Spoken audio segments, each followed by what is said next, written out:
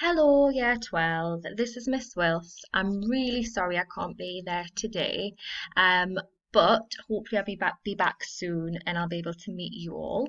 Um, I hope you enjoy the lessons this week, and I'm just going to be going through today the couple of lessons that I'm supposed to be teaching this week, but unfortunately won't be there for.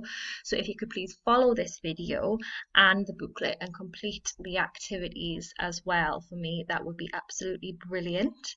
I'm so glad you've all opted to do language. I think you're all going to really, really enjoy this course. It's an absolutely amazing course, and I think you'll really, really enjoy the diversity of it as well. So I'm really looking forward to dive in with you. But what we will be starting with, and what I would like you to work through for this lesson, is lesson 3 in your language introductory booklet, which you should hopefully all have, and this should be in the room for you as well. And lesson 3 is COVID-19 and language change, is what it's called. So, very, very relevant topic. There is quite a bit of reading in this lesson. But it's just to get you used to the amount of reading you will have to do in language. There's a few articles in here, but I think they're very, very interesting and also very relevant as well. So we'll make a start then. You will see at the top of the page, you have where it says lexicon there, which is our first slide here. I would like you to write the definition for this down first of all. And it's very, very simple. All it really means is a person's vocabulary. Okay, so if you can get that down for me first of all, and then I would like you to think about over the course of lockdown, since the pandemic started, a lot of things have changed in society. A lot of people's lives have changed. Every single person's been impacted. And also included in that is our language as well. And that's what this whole lesson is going to be about how the coronavirus and the pandemic has influenced and affected our language over the past 6 months, because you will be surprised. So I just want you to reflect and think about what words and phrases have entered your lexicon in the last 6 months. And there will be some. So I just want you to pause this video for a minute or so and just maybe jot some down. Okay, hopefully you've had a minute or so there just to have a little think about that and you've come up with some words. Now, on the screen next, you'll see that there are a list of 10. You can write these down. Is coronavirus pandemic words and phrases. And here are just a few. There are loads and loads and loads out there. So we've got lockdown, of course, I think we're all familiar with that. Social distancing, Zoom, I think nearly everyone I know has used Zoom during lockdown. It has been a godsend. But before the pandemic, I'd never even heard of it before. So that's definitely a word that's entered my lexicon and possibly yours as well. Self-isolating, key workers, PPE, flattening the curve. These are all words and phrases we've we've been exposed to and listened to, and that we're probably all using as well. So I just want you to take a minute to think about what does what does this tell us about language itself? Just want you to take a moment, pause this clip for me, and maybe just jot down in the box underneath, what do you think this actually tells us about language? The fact that in this past 6 months, our lexicon has grown quite significantly with words like this. Just give you a moment there. Okay, so hopefully you've managed to maybe come up with ideas similar to the fact that, language is constantly changing, and that is one of the things we'll be looking at throughout this course, is that language is never fixed. It is always, always, always changing, and it's greatly influenced by the society we live in. So the changes that occur in society are reflected in our language, and we'll see a lot of this as well when you study certain elements of the course. It's all about context.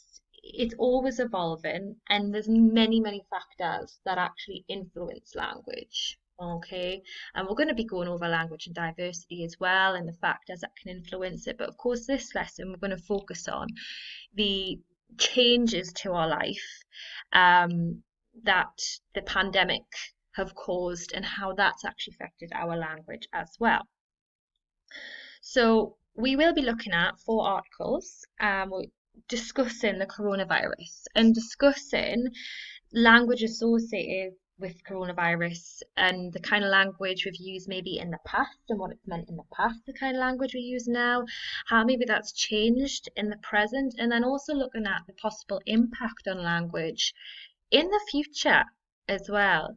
I just would like you to take a moment before we do read these articles and actually think about, well, any of the words that we use now, have they been used differently in the past?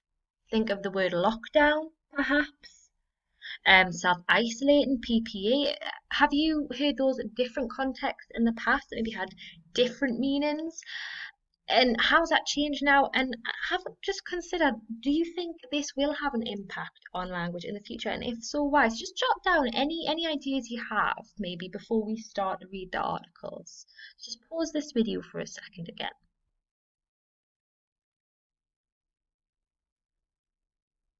Okay, so the first article you have is a relatively short article, and this is looking at the word lockdown and how it's been used in the past, because obviously it is a word that we are very familiar with now, that we're using probably a lot more often than they would have done in the past.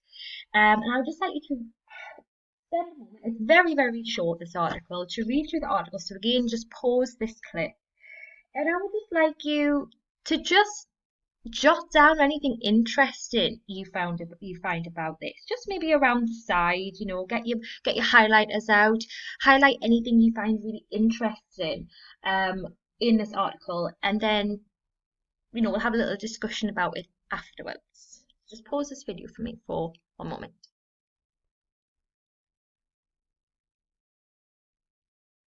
Okay, hopefully you've managed to read that article and you've made some notes around it.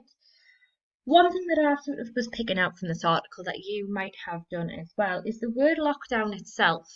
Now, the word lockdown, you may have seen it in media. Some people think that, you know, it's a word that does strike a lot of fear. And of course, everyone does need to be very cautious at the moment because there is a virus out there. But some people argue, we should really reword the what we consider lockdown now because, it is quite a forceful word and it's quite a negative word as well. Perhaps, it is quite severe. Should we use lockdown? I mean, what's your opinion? Do you think we should rename that system that's, been put in place to make sure we basically don't get the virus and don't spread it? It's just interesting that, considering, what it's used to be associated with prisons, psychiatric hospitals. So it's got quite negative connotations, doesn't it? So that's quite interesting now. But now we kind of use it quite casually.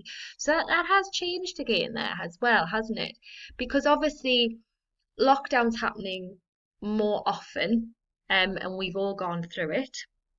So yeah, we are more familiar with that word.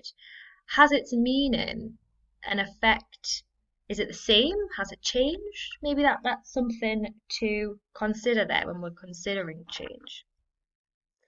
Okay, so your next article.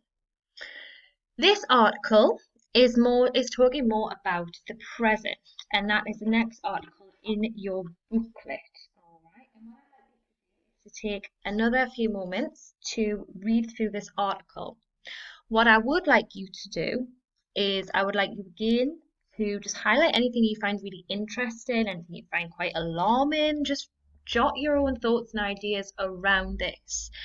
So I just want you to pause this video again for a couple of moments while you read through this. Okay. Just something to point out, after you've read that there, you will have come across another keyword that you might want to note down, just take a note of on that page or in your own notes. But there's another key term I would like you to write the definition down for. And that is in the fourth paragraph down where it talks about neologisms All neologisms are, it's a fancy word, but it just means a newly coined word or phrase that's basically just come about in society that hasn't quite been accepted as mainstream language yet. So things like zumped and isobar, they're relatively newly coined words. So we call those neologisms. Okay, so if you want to note that down, because we will be coming across and exploring them in a lot more detail in language in future lessons as well. But having read that, I wonder how you feel about that. So we've got more than 1,000 words, have entered our vocabulary since the pandemic. That's a lot. It's a lot. There's been a massive change in language recently, and that's why the course is so interesting as well, because we don't just look at language as a fixed thing. We look at how it's continually evolving. It's very, very relevant there. Now you'll see at the bottom of this article, you have some neologisms that have come throughout the pandemic, being influenced by the pandemic. Now, all I just want you to do is I want you to try and define what these are. If you don't know, just have a guess, educated guess, and write them down next to them. So I will give you a moment if you just want to pause the video again there, please. Okay, hopefully you've had a go there. Some of them might be familiar to you, some of them might not. I'm just put up on the screen now the actual definitions of the words. So I'll let you have a little look down there and you can jot those down as well. So yeah, these neologisms, you may have heard of them, they do exist at the minute. What's interesting though is a lot of them are quite light-hearted and quite humorous as well. Now, I just want you to take a moment, jot down the ideas. Why do you think we have these neologisms? What is the purpose of them? Why create them? Why use them? What do you think this does for us throughout the difficulties we've had during the pandemic? So just have a minute there and just jot some ideas down. Pause this video again, please. Okay, hopefully you paused that and jotted some ideas down there. I mean, maybe you've got things down such as, we use these words to raise morale a little bit. And also, if everyone's kind of using these words, especially within your social groups as well, over Zoom, etc., it kind of creates this sense of togetherness and collectivity, and maybe is a mechanism of coping with all these changes in the world. We're trying to kind of find some familiarity within the confusion that's going on. It could be that as well, this kind of psychological impact of that. So that's maybe something you've discussed. Now I've only got 15 minutes for this video, so I'm going to have to quickly go through the next couple of slides. Okay, next article. Now this is a slightly lengthy one. So I would like you to pause this for a few moments to read it again. I would like you to jot 3 interesting things about this article. So just highlight the interesting things. What do you think is interesting about this? It's about the Oxford Dictionary Revised. So basically, how many words that we have accumulated and that we're using now that we didn't before the pandemic. Okay, so I just have a little read, and then if you can again write down 3 interesting things about this. So just pause this video here. Okay, just a couple of things with this one. Hopefully you paused and took a minute to read it. A lexicographer is basically a person who compiles a dictionary, edits the dictionary, adds new words to it. That means. So that might be another keyword you want to put down there.